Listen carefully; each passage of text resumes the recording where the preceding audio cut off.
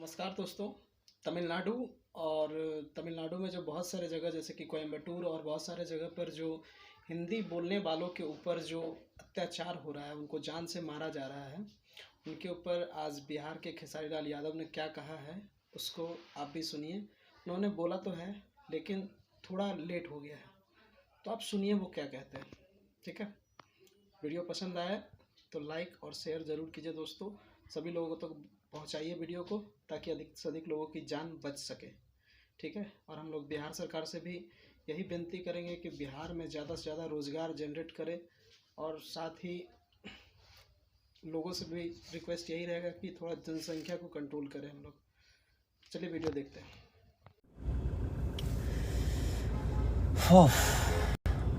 नमस्ते, प्रणाम। और बस एक बात कहने आया हूँ। बहुत दिन बाद लाइव आया हूँ। कलकत्ता में आया था मैं फेसबुक पे लाइव, और ये मैं किसी गाने के लिए नहीं आया हूँ और ना ही किसी सिनेमा के लिए आया हूँ। आज मैं लाइव आया हूँ बस सरकार से और हमारे संगीत कला से जो हमारे तीन भाई जो सांसद हैं, मैं उनसे भी रिक्वेस्ट करने आया हूँ। अपने माननीय मुख्यमंत्री हमारे नीतीश चाचा जी और तेजस्वी भैया या हमारे योगी जी, जितने भी हमारे जो हिंदी भाषा के लोग हैं जो इस पद पे हैं कि वो सरकार से बात करके, हम लोग तो एक मनोरंजन के साधन है।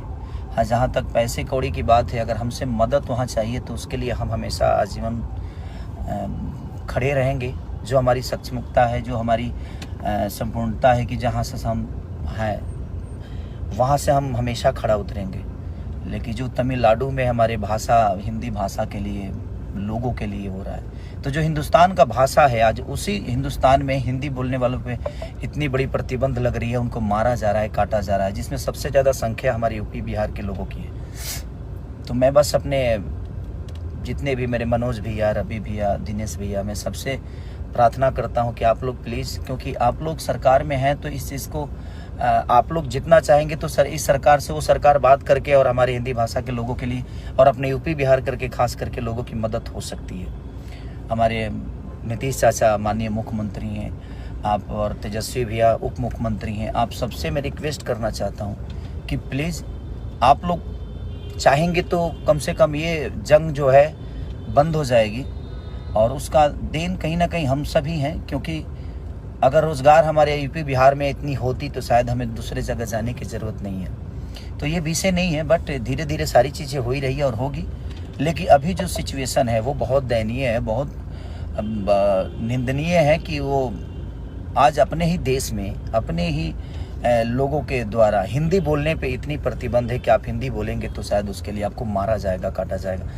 तो मैं सबसे जो भी सरकार में है उनसे रिक्वेस्ट कर रहा हूँ कि प्लीज़ आप लोग थोड़ा सा अगर ध्यान देंगे, क्योंकि आज आप लोगों को भी इस जनता ने ही बनाया है और यही जनता आज पीटी जा रही है। तो वो थोड़ा सा तकलीफ दे रहा है कि जिसको हमने चुना आज हमारे लिए कुछ नहीं कर पा रहे हैं। तो मैं तो सरकार में हूँ ही नहीं, लेकिन मेरे तरफ से जो भी मदद होगी आप लोग बोलिए, मैं करने के लिए तैयार हूँ। लेकिन मैं कैसे करूँ, कहाँ करूँ, मुझे पता ही नहीं है कि हाँ कैसे क्या होगा वहाँ, क्योंकि वहाँ विषय क्या है, वहाँ प्रॉब्लम क्या है।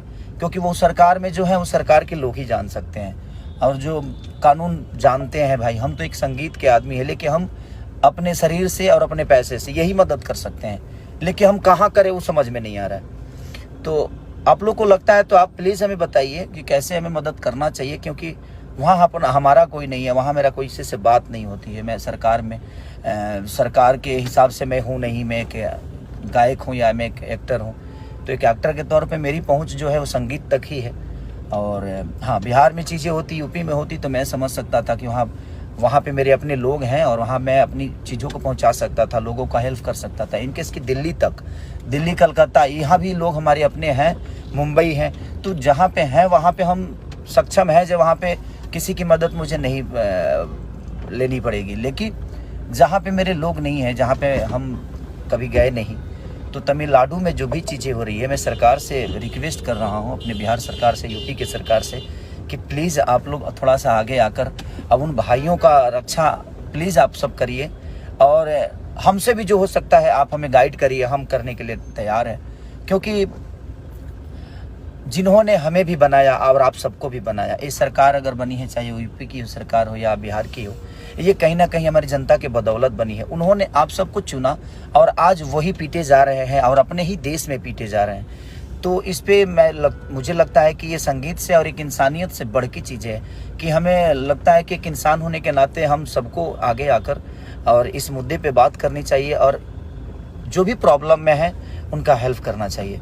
तो प्लीज़ मैं आप सबसे रिक्वेस्ट कर रहा हूँ, मेरे बड़े भाई तेजस्वी जी, चाचा नीतीश जी, माननीय हमारे आदित्यनाथ योगी जी बाबा, और अपने बड़े भाई मनोज भैया, दिनेश भैया, रवि भैया, क्योंकि आप लोग सरकार में हैं तो थोड़ा सा प्लीज़ आप लोग मदद करिए अपने इस भाषा के लोगों के लिए, अपने लोगों के लिए जिन्होंने आप सबको बनाया, हम सबको बनाया है। इन्होंने हमें एक दायित्व दिया है, उस जगह पे पहुंचाया है, तो इनका बहुत बड़ा योगदान और इनका बहुत बड़ा आशीर्वाद है, जिससे हम आज जो भी हैं इनके बदौलत हैं। और हमारा कर्तव्य बनता है कि अगर हम किसी एक घर का गार्जियन की तरह, अपने बेटे की तरह जिन्होंने हमें बनाया है, हमें अपना इतना बड़ा साम्राज्य दिया है अपने भाषा के लिए, तो हमें प्लीज़ हमें करना चाहिए। और उन सबको आगे आकर इस चीज़ विषय पे अगर हम छोटी छोटी प्रयास करेंगे तो शायद ये चीज़ें बच जाएगी और हमारे भाई सुरक्षित हो जाएंगे। तो ये आवाज़ उठाना बहुत ज़रूरी है कि हम सबको आवाज़ उठाना चाहिए और जितना मदद हो सके हम सब एक दूसरे से मिल के करना चाहिए। हाँ, जहाँ संपर्क आपका है वहाँ आप हमें बोलिए, हम आते हैं। जहाँ संपर्क मेरा होगा वहाँ पे मैं खड़ा हूँगा और आपको बुलाऊँगा कि भैया हाँ, यहाँ मदद हो सकती है, यहाँ पे हमारे से अपने लोग हैं। तो मेरा ऐसा कुछ है ही नहीं वहाँ पे। तो मैं प्लीज़ जिसका भी संबंध है प्लीज़ आप लोग बताइए ताकि हम मदद कर सकें। हमसे जितना हो सकता है मैं कोशिश करूँगा। और मैं अपने सारे भाइयों से कहना चाहता हूँ जो इस कद पे हैं, पद पे हैं, जो इस चीज़ को समझ सकते हैं और जो वहाँ तक अपनी बातें पहुँचा सकते हैं, वो डायरेक्ट सरकार से बात कर सकते हैं, क्योंकि उनकी वो क्षमता है। हमारी क्षमता तो वो नहीं है कि मैं सरकार से डायरेक्ट बात करूँ।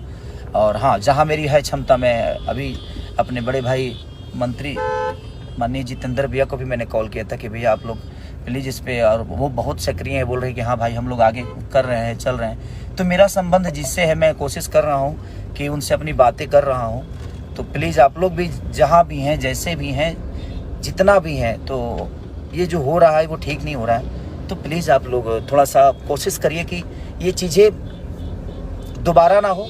और अपने देश में रह के भी अगर अपने भाषा के बोलने पे प्रॉब्लम है तो फिर उसके लिए मैं क्या बोलूँ, कैसे बोलूँ, राजनीति मुद्दा है, क्या है नहीं पता मुझे, लेकिन मानसिकता कितनी घटिया है जो अपने राज्य में भी, अपने देश में भी हम अपनी चीज़ों को नहीं बोल सकते। अब हम बिहार में रह के भोजपुरी नहीं बोलेंगे तो क्या बोलेंगे भाई, हमारा राज्य है वो। और हम इंडिया में रह के हिंदी नहीं बोलेंगे तो हम क्या बोलेंगे। अब अंग्रेजी तो बोल नहीं सकते हम, क्योंकि हमारा राष्ट्रभाषा है। तो राष्ट्रभाषा बोलने पर भी प्रतिबंध है, तो ये तो समझ नहीं पा रहा हूँ मैं। बट अब क्या है मुद्दा नहीं पता मुझे, ये मुद्दा क्यों उठा है, बट मुझे दुख हो रहा है। मैं दो दिन से देख रहा हूँ ये मुद्दा को कि हो सकता है सुलझ जाए, लेकिन मुझे लगा कि नहीं, मुझे बोलना ज़रूर चाहिए, ताकि हम सब मिलकर बोलेंगे, हम सब मिलकर कहेंगे तो शायद ये बातें लोगों तक पहुँचे और बड़ी लोगों तक पहुँचे, और पहुँचेगी तो शायद इस पर जल्दी एक्शन होगा। तो प्लीज़ मैं सबसे रिक्वेस्ट करना चाहता हूँ, जो भी हमारे मुख्यमंत्री हैं बिहार के, यूपी के, सबको मैं बोलना चाहता हूँ कि प्लीज़ आप लोग ज़रूर इस पर, ये सीरियस है और ये सीरियस है और ये बहुत ज़रूरी है कि जब हमारे लोग ही नहीं रहेंगे तो हम कहाँ रहेंगे। तो पहले उनको बचाना बहुत ज़रूरी है। थैंक यू सो मच कि आप, और जो भी है आप प्लीज़ शेयर करिए ताकि ये चीज़ें बाकी लोगों तक पहुँचे, और पहुँचे तो शायद इस पे एक्शन बहुत जल्दी लें। Thank you so much.